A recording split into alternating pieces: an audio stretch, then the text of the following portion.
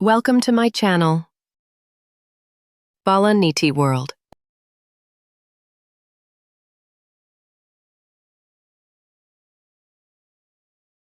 అనగనగా ఒక ఊరు. ఆ ఊరి పేరు కొండాపురం. ఆ ఊర్లో శాంతమ్మ ఇంకా ఓబయ్య అనే దంపతులు ఉండేవారు. వారు చాలా మంచి మనస్తత్వం కలిగినవారు. వారికి 3 కుమారులు. పెద్దబ్బాయి పేరు రాఘవ, రెండవ కుమారుడి పేరు సూర్య, ఇక మూడవ కొడుకు పేరు కుమార్. వాళ్లు కూడా అమ్మానాన్నకు తగ్గ కుమారులు. అమ్మానాన్నల మాట ఎప్పుడూ జవదాటరు. పెద్ద కుమారుడి భార్య పేరు లత, రెండవ కుమారుడి భార్య పేరు హేమ, ఇక మూడవ కుమారుడి భార్య పేరు రాధ. వీరి ముగ్గుర్లో రాధ చాలా మంచమ్మాయి. అత్తమామల్ని అమ్మానాన్నల్లా చూసుకునేది. ఇంటి పనంతా ఒక్కటే చేసేది. ఇంట్లో వాళ్లంతా నా కుటుంబం అని ఎవ్వరూ ఏమీ చెయ్యకపోయినా పట్టించుకునేది కాదు. ఇక లత మరియు హేమ ఇద్దరూ కబుర్లు చెప్పుకుంటూ కాలాన్ని గడిపేసేవారు. అత్తమామల్ని కూడా పట్టించుకునేవాళ్లు కాదు. హేమా, పక్కింటి సుధా ఇంకా వాళ్ళాయన బాగా గొడవ పడ్డారంట. కారణం ఏమై ఉంటుందని నిన్నటి నుండి ఆలోచిస్తూనే ఉన్నాను. నీకేమైనా తెలుసా? నాకు పూర్తిగా తెలియదు గాని కొంచెం తెలుసుకున్నానక్క. వాళ్ళాయన పండక్కి కొత్త చీర కొనివ్వలేదని గొడవ పెట్టుకుందంట. ఈసారి పండక్కి చీర తీసివ్వకపోతే మనం కూడా గొడవ పెట్టుకుందామే. ఇలా వాళ్ళిద్దరూ ఏ పని చేయకుండా రోజంతా కాలక్షేపం చేసేవారు. ఒకరోజు శాంతమ్మ ఓబయ్య ఇద్దరూ మాట్లాడుకుంటుంటారు. ఏవండి, మన రాధ ఎంత మంచమ్మాయి కదూ. మనం ఎంతో పుణ్యం చేసుకునుంటే తప్ప అలాంటి అమ్మాయి కోడలుగా దొరకదు. అవును శాంతం, మనకు కూతురు లేని లోటును ఆ దేవుడు రాధ రూపంలో తీర్చాడు అని వాళ్ళు మాట్లాడుకుంటూ ఉంటారు. ఈ విషయం హేమ తెలుసుకుని లత దగ్గరకు వెళ్లి, అక్క, మన అత్తమామలిద్దరూ రాధన్ తెగ పొగిడేస్తున్నారు. రాధ వాళ్లకు కూతురంట. పొగిడితే పొగడ నీలేవే. ఆ రాధని ఎంత మెచ్చుకుంటే మనకంత మంచిది. పనులన్నీ అదే చేస్తుంది అని వాళ్ళిద్దరూ రోజూ రాధా గురించి మాట్లాడుకుంటూ నవ్వుకుంటుంటారు. తర్వాత ఒకరోజు ఊర్లో ఒక జమీందారు ఓబయ్య ఇంటికి వస్తాడు. ఆయన ఓబయ్యతో, ఓబయ్య, ఎలా ఉన్నావు? బాగున్నాను జమీందార్ గారు, రండి కూర్చోండి. ఇప్పుడు కూర్చునేంత సమయం లేదు ఓబయ్య. ఎప్పటినుండో నీకొక విషయం చెప్పాలనుకుంటున్నాను, కానీ నాకున్న పనుల వల్ల వీలు కాలేదు. ఏంటది జమీందార్ గారు, చెప్పండి. నీది చాలా మంచి మనసు. నీకు తగ్గట్టుగానే నీ కొడుకులు కూడా చాలా మంచి మనస్తత్వం కలవారు. తండ్రికి తగ్గ తనయులు. ఇప్పుడు బాగానే ఉన్నారు. కానీ మీరు లేనప్పుడు కూడా ఎలాంటి గొడవలు లేకుండా ఉండాలంటే వాళ్లకు వాళ్ల ఆస్తిని పంచివ్వండి. తర్వాత వారి మధ్యలో ఎలాంటి తగువులు ఉండవు అని చెప్పి జమీందారు గారు అక్కడి నుండి వెళ్ళిపోతారు. ఈ విషయం లతకు తెలుస్తుంది. దాంతో లత, హేమా, మన ఆస్తి పంపకాలు చేస్తారంట. చేస్తే మనకే మంచిది కదా అక్క. అది కాదే, మనం మన అత్తమామల్ని సరిగా చూసుకోలేదని ఆస్తి ఆ రాధ వాళ్ళకి ఎక్కువ రాసిస్తారేమో అని డౌట్గా ఉంది. అవునక్క, నాకు ఈ ఆలోచన రానేలేదు. ఇప్పుడేం చేద్దామక్క? మనం కూడా కొన్ని రోజులు ఆ రాధలాగా బాగా పనిచేసి మన ఆస్తి మనం దక్కించుకుందాం. ఐడియా బాగుంది. నువ్వు చెప్పినట్టే చేద్దామక్క అని వాళ్ళిద్దరూ నిర్ణయించుకుంటారు. ఒకరోజు హేమ వాళ్ళ అత్తమామలతో, అత్తమ్మ, మామయ్య, నేనివ్వార మీకోసం సమోసా చేశాను. తిని ఎలా ఉందో చెప్పండి. ఇంకా ఏమైనా కావాలంటే నాకు చెప్పండి, నేను చేసి పెడతాను అని చెప్పి హేమ అక్కడి నుండి వెళ్ళిపోతుంది. తర్వాత ఓబయ్య శాంతమ్మ, మన హేమ మనతో ఎంత బాగా మాట్లాడుతోంది. హేమ మన ఇంటికి వచ్చినప్పటి నుండి ఇలా మాట్లాడటం మొదటిసారి చూస్తున్నా. అవునండి, నేను కూడా మొదటిసారి చూస్తున్నాను. ఏదైతేనే మన హేమ మారిపోయింది. అది చాలు కదండి మనకు అని వాళ్ళిద్దరూ చాలా సంతోషపడతారు. మరుసటి రోజు లత వాళ్ళ అత్తమామలతో, అత్తమ్మ, మామయ్య, నేనివ్వాళ మీకు ఇష్టమైన చికెన్ చేశాను. మీరు కడుపు నిండా తినండి.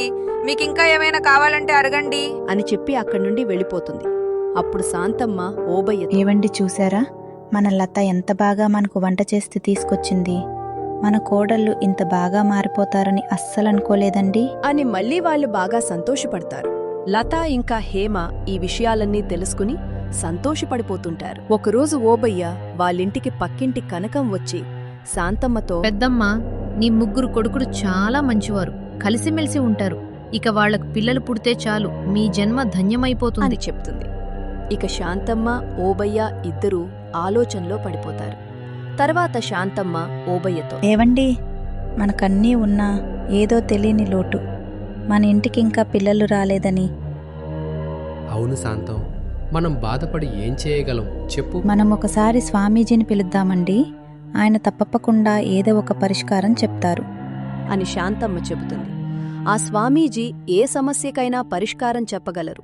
అప్పుడు స్వామీజీ ఇంటికి వచ్చి, ఓబయ్య, ఏమిటి నీ సమస్య చెప్పు. స్వామి, నా కుమారుల్లో ఇంకా ఒక్కరికి కూడా సంతానం కలగలేదు.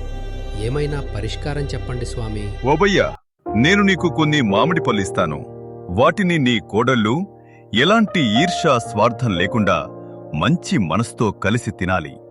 అలా చేస్తే నీ కోడళ్ళు ముగ్గురికి సంతాన ప్రాప్తి లభిస్తుంది అని స్వామీజీ కొన్ని మామిడి పళ్ళనిస్తాడు.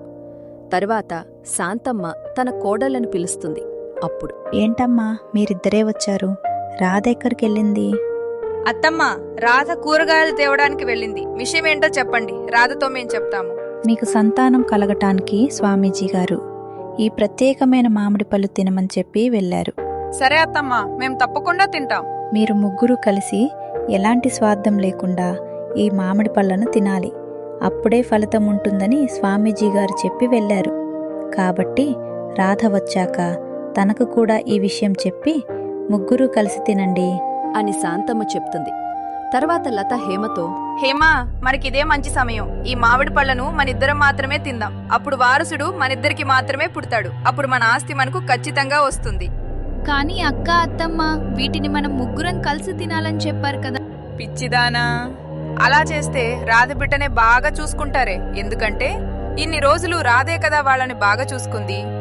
తర్వాత వాళ్ళిద్దరూ ఉన్న మామిడి పళ్ళన్నీ రాధకు లేకుండా తినేస్తారు. కొద్దిసేపటి తర్వాత అక్కడికి రాధ వచ్చి చూస్తే తినేసిన మామిడి పళ్ళ టెంకలు మాత్రమే కనిపిస్తాయి. అప్పుడు రాధ, అక్క, అత్తమ్మ స్వామీజీ గారిచ్చిన మామిడి పళ్ళు తినమని చెప్పారు. నాకు తీసిన మామిడి పళ్ళు ఇవ్వండి అక్క, నేను కూడా తింటాను. ఇంకెక్కర మామిడి పళ్ళే, బాగా రుచిగా ఉంటేను మేమిద్దరం తినేసాం. కానీ అక్క, స్వామీజీ గారు ఆ పళ్ళని మనం ముగ్గురం తినాలని చెప్పారు కదా. చెప్పారు.